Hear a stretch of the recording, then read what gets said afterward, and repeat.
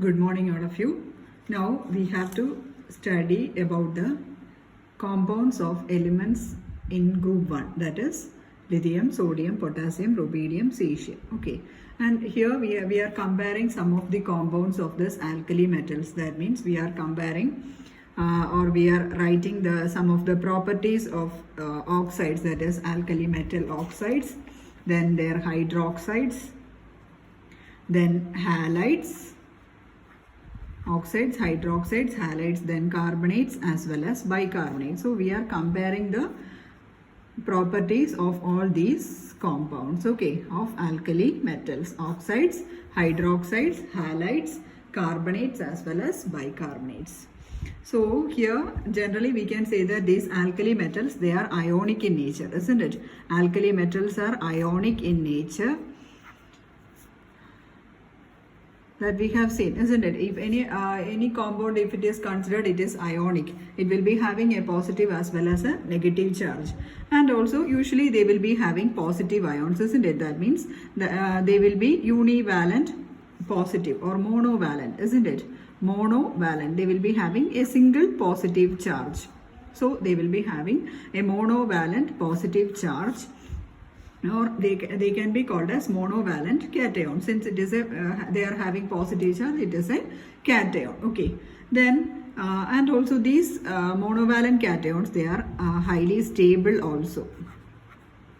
The monovalent cations are highly stable. And this what can be the reason for the high stability? Normally a compound will be stable if and only if they will be having an inert gas configuration or a noble gas configuration, isn't it? Noble gas or an inert gas configuration is attained, then that particular compound will be highly stable. Here also the reason will be the stability of these compounds. The reason for the stability is the inert gas configuration or the noble gas configuration. And also one more point to be noted down is that these monovalent cations, they are colorless. Usually we can see the first group ions, they are colorless, isn't it? Sodium salts, etc., they are usually white in color. So normally these compounds are colorless, and exceptions are there, just like KMnO4, MnO4 minus, that means it is potassium permanganate, it will be having a purple color. Then potassium dichromate, K2Cr2O7, or potassium dichromate, then K2CrO4, potassium chromate. So this is KMnO4, or we can write it as MnO4 minus, that is K plus and MnO4 minus. So in short, we can write it as MnO4 minus. Okay.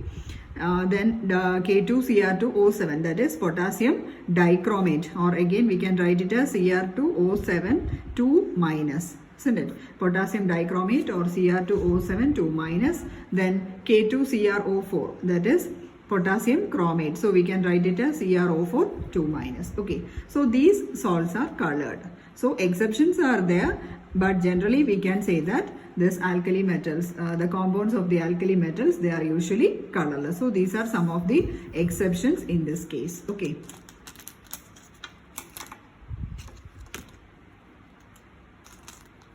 So these are exceptions.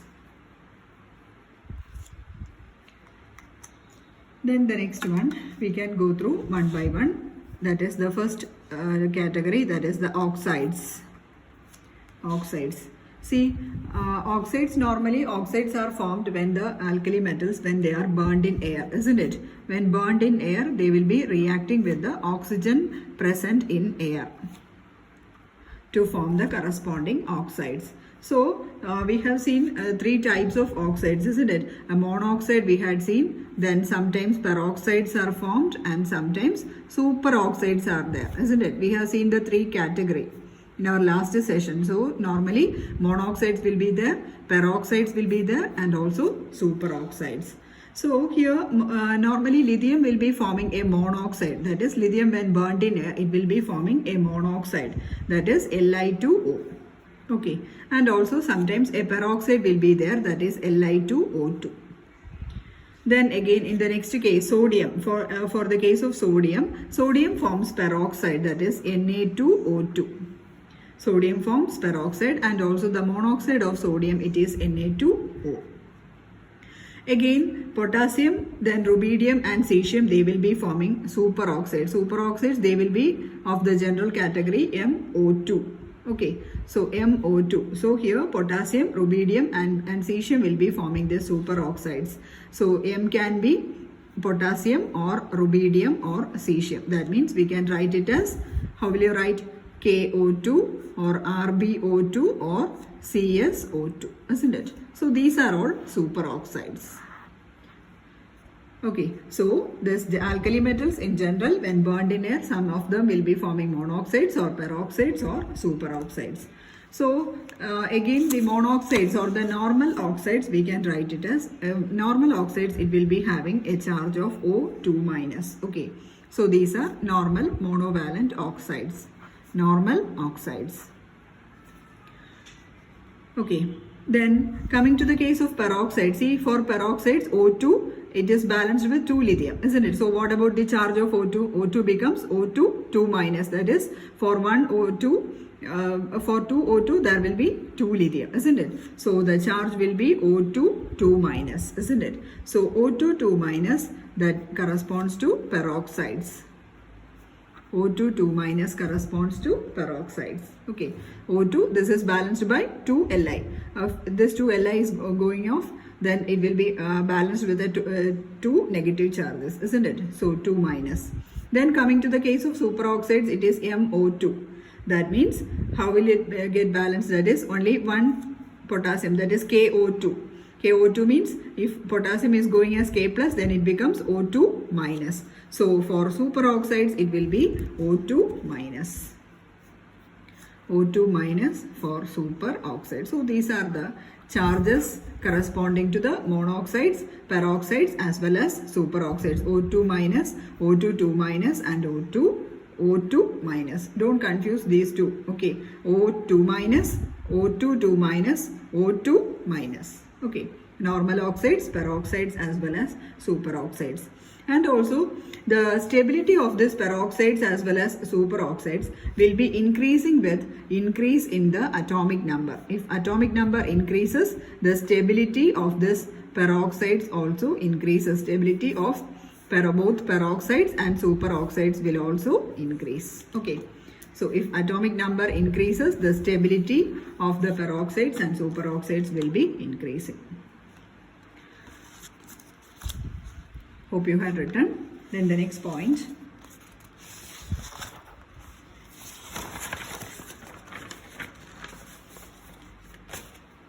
Then coming to some of the general characteristics of this monoxides. Okay.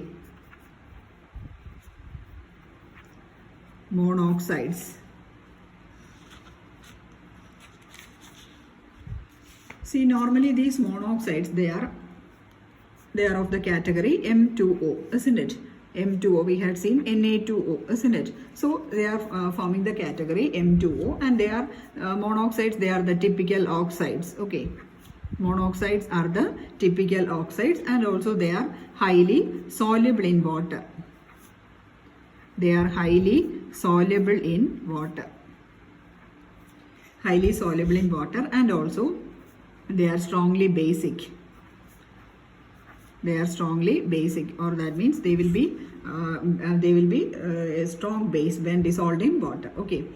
Then again, strongly basic means when dissolved in water, they form strong alkaline solutions. Okay. Then when treated with water or when dissolved in water, what happens is that it will be forming strong hydroxides, that is M plus and OH minus. So this is the indication for a strong alkaline solution. Okay, when dissolved in water, it forms strong alkaline solutions in water. They form strong alkaline solutions. Normally alkaline solutions means it will be having OH minus, isn't it? Then again, one more point to be noted down is that the peroxides and superoxides, they are very important oxidizing agents. Peroxides and superoxides. Peroxides and superoxides are oxidizing agents. Very good, oxidizing agents. Peroxides and superoxides are oxidizing agents, and also they will be reacting with acids. they will be reacting with acids. This peroxides will be reacting with acid to form hydrogen peroxide and oxygen.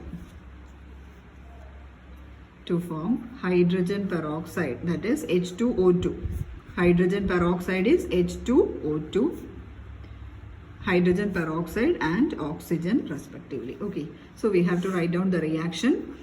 This is sodium peroxide Na2O2 plus H2SO4 reaction with the sulfuric acid giving H2O2 hydrogen peroxide plus sodium sulfate Na2SO4. Na2SO4 is sodium sulfate.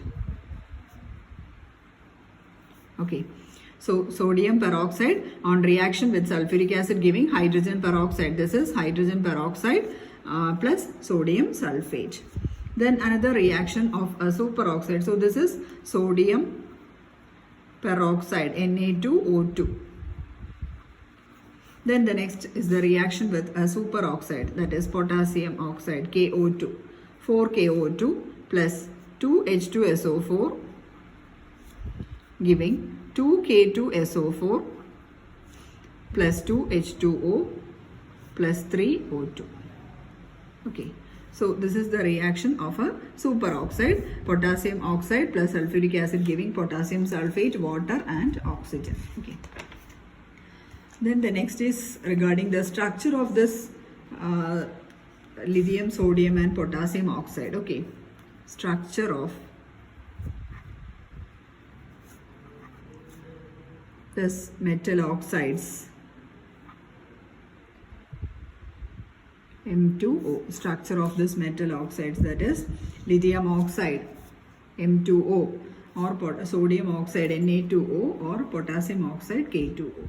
See here, these if this metal it is equal to lithium, sodium and potassium, that is of normal oxides, they will be having an anti-fluoride structure. These compounds will be having an anti-fluoride structure, UORITE, anti-fluoride structure. These metal oxides will be having an anti-fluoride structure. And also the fluoride structure example, sometimes you might have studied fluoride structure example, it is calcium fluoride. I will be showing you the structures of these two compounds, that is the two structures, that is anti-fluoride structure as well as the fluoride structure. See here,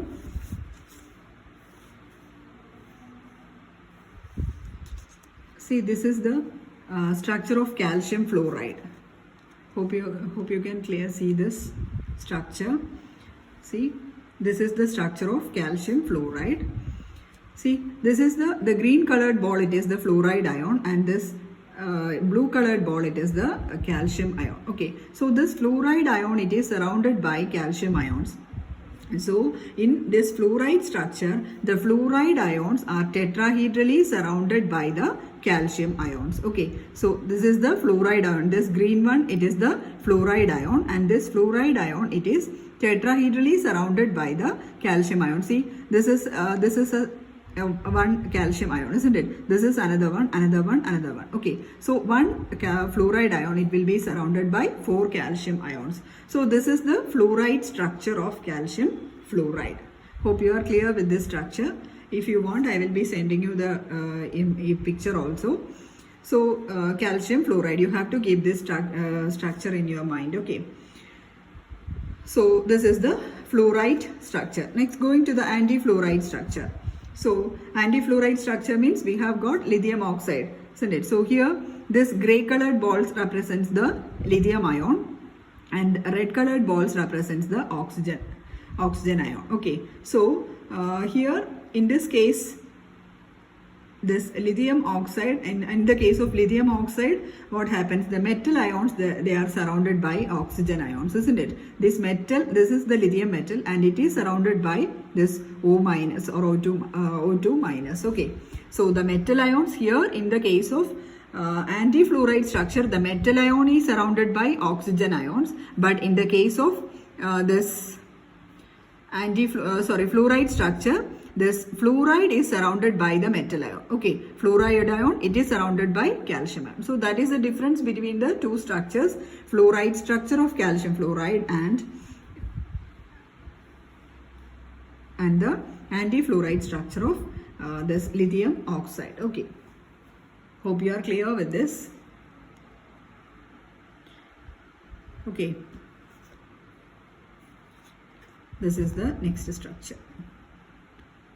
I think you can take a screenshot, or while you are searching in Google you can get the structures. Okay,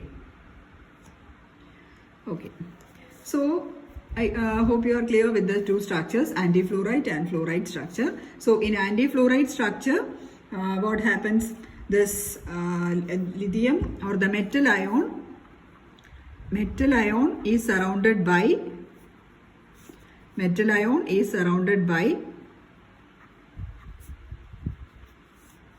O2 minus ions. Okay, whereas in the case of fluoride structure, this is the case of anti-fluoride, whereas in the case of fluoride structure, the fluoride ions are tetrahedrally surrounded by the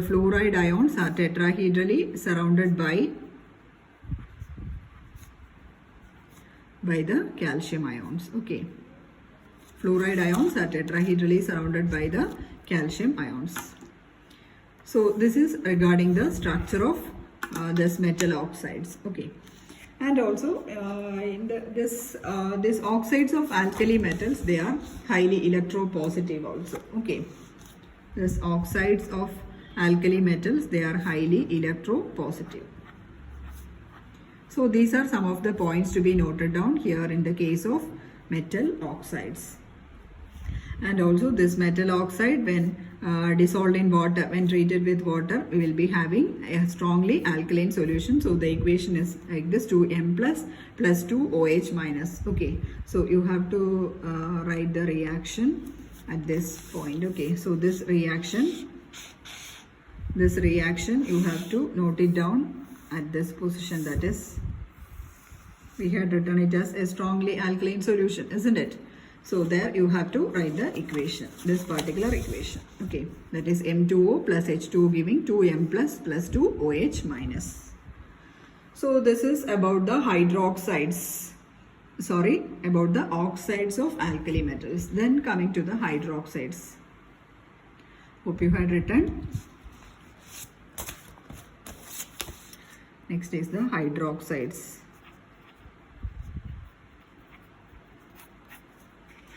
See, the hydroxides, they are usually white crystalline solids.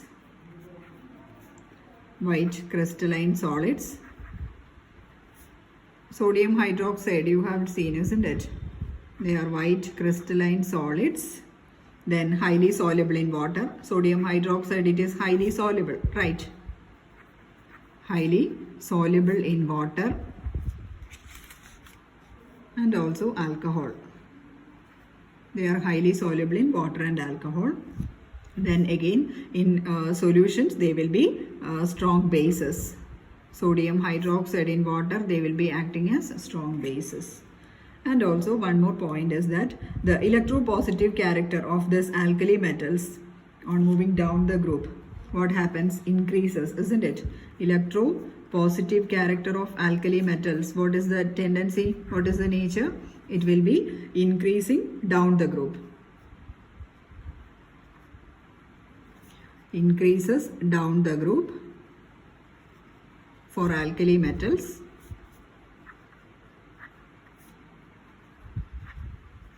And also what happens, therefore the electropositivity increases down the group, so thereby we can say that the hydroxides also became more basic down the group. These hydroxides become more basic down the group.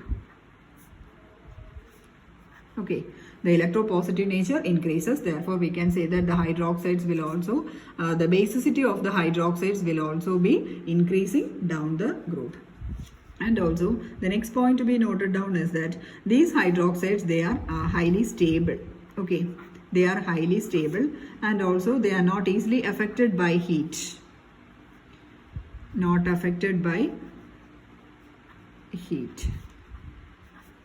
That means they are highly stable. That means while we are increasing the and also the stability will be increasing down the group. Okay, stability increases down the group. Stability increases down the group. And also while we are supplying heat to this particular compounds, these hydroxides, what happens is that they will be melting without any decomposition. The compound won't decompose, but they will be melting. Melting means they will be converting directly from solid to liquid state without any decomposition. Okay, so melting takes place without decomposition. Melting takes place without decomposition. And also then in the molten state, what happens? In the molten state means they will be in the ionized form. They will be having plus and minus charges, isn't it? So what happens is that if a substance, it is having ions in it, what happens? What about the conductivity of the conductance of that particular compound? The conductance, they will be conducting electricity. Okay, so in the molten state, they are good conductors of electricity. Since they are having ions, they are good conductors of electricity in the molten state. Okay, then they are good conductors of electricity. And also they will be subliming at 400 degrees Celsius. Sublimes at 400 degrees Celsius. Sublimes means they will be when heated up to 400 degrees Celsius, they will be converted from solid state to the gaseous state or to the vapor state. Okay, from solid to vapor state or the gaseous state, they will be converted at 400 degrees Celsius, and there they will be existing as dimers. Dimers means it will be having twice. Okay, MOH twice, hydroxides twice. This is dimer. Trimer means it will be MOH thrice. So here in the vapor state, it will be existing as dimers, that is MOH twice. Okay, so these are some of the properties of hydroxides. So first point, they are white crystalline solids, highly soluble in water and alcohol. They will be strong bases when dissolved in water. Then electropositive nature increases down the group. Therefore, the basicity also increases down the group. Then highly stable. Then they will be melting without decomposition. In the molten state, they are good conductors of electricity since they are having a plus and minus charges. Then they sublimes at 400 degrees Celsius to form dimers. So this is about the hydroxides. Then the next compound, that is halides. Halides. See, this alkali metal halides, they are generally alkali metal halides, they are usually ionic in nature. Ionic in nature, and again in the molten state, almost the same properties all the compounds are having. In the molten state, they are good conductors of electricity. In the molten state, they are good conductors of electricity. Then readily soluble in water. For example, sodium chloride, it is readily soluble, isn't it? Sorry, Le, readily soluble in water. Readily soluble in water. So these are some of the points to be noted down. The ionic, they are ionic usually. Then in the molten state, good conductors of electricity. Then they are readily soluble in water. Then the next is carbonates and bicarbonates. Carbonates and bicarbonates.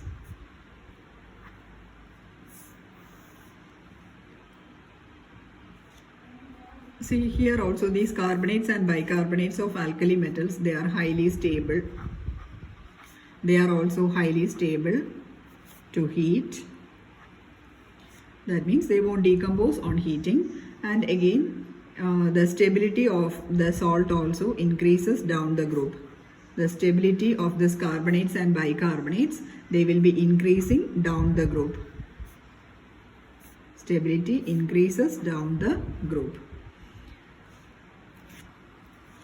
Then One more point, lithium carbonate does not exist as solids, Li2CO3. Lithium carbonate does not exist as a solid. So these are some of the general properties regarding this alkali metals or the alkali metal carbonates and bicarbonates. Highly stable, stability increases down the group. Lithium carbonate not a solid. And also they are, it is this lithium carbonate, it is also not stable to heat. Okay, lithium carbonate not stable to heat. That means they will be decomposing on heating. Okay, lithium carbonate not stable to heat also. Okay. So this is about the alkali metals. So we had completed the topic alkali metals. Then the next area we have to cover, that is the alkaline earth metals. That is the group 2. There also you have to study some of the general characteristics, then the physical properties as well as the chemical properties of this alkali metal halides. Okay.